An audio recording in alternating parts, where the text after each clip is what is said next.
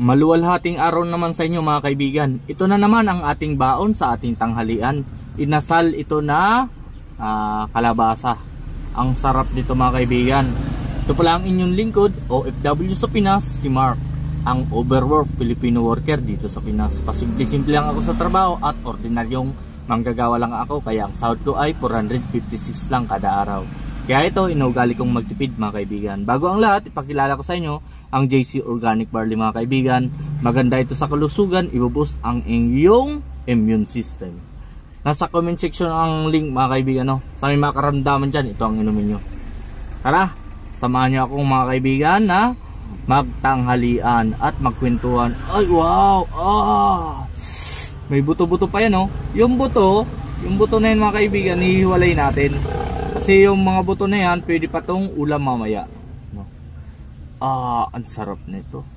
Ayan lutong-luto yan mga kaibigan.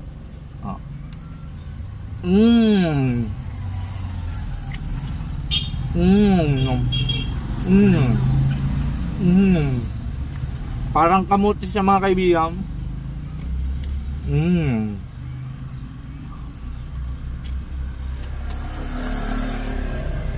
Sarap. Alam niyo mga kaibigan, ang isang ahente kailangan ang gulay na kalabasa kasi pampalinaw nga ito ng mata. Kami mga ahente, kapag nakakita ng customer dyan sa daanan, dapat malinaw ang mata mo. Kasi baka mayroong bagong bukas dyan, puntahan mo kagad. Pero kung malabo na yung mata mo, hindi mo yun makikita. Kaya importante kumakain ng isang ahente ng masarap na kalabasa.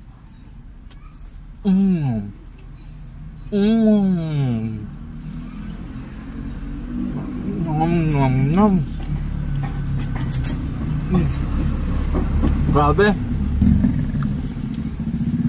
Ang sarap mga kaibigan, no?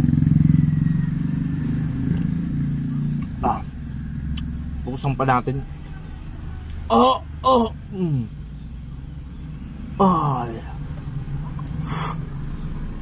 Tanggalin natin yung buto, no? Kasi yung buto nga, pwede pa tong ulam mamayang gabi, no?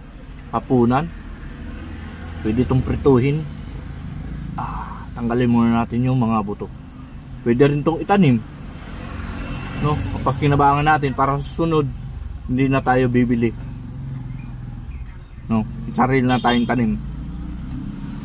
At nakatipid tayo dito mga kaibigan dahil ang bili ko ng maliit na kalabasa na to ay 25 pesos lang. Kanya man, tipid yan.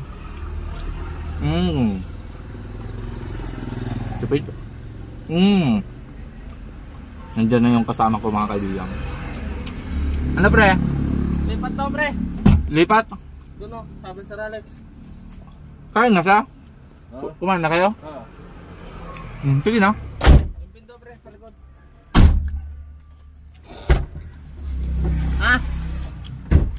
Wag na. Di pa ako tapos kumain eh. Dito na lang. Nagmumukbang pa ako eh. Lipat daw, nainitan dito sa pwesto namin.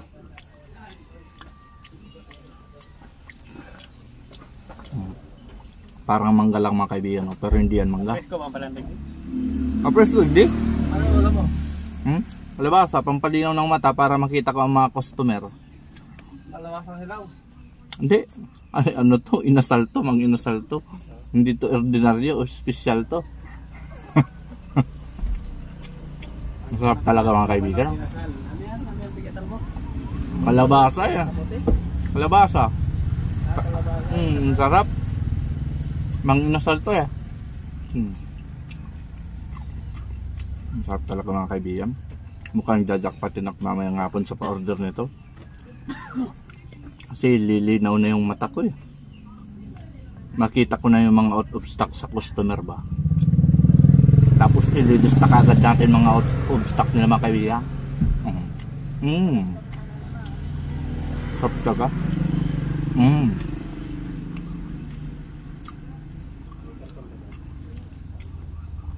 Tapos naka-barley juice pa tayo mga kaibigan. Kaya healthy tayo. Sarap.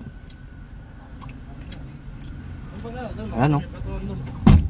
At sa muli mga kaibigan, ito ang inyong likod OFW sa Pinas. At lagi ako nagpapaalala, na lagi lang tayo magtitipid dito sa Pinas para hindi tayo nababaon sa utang.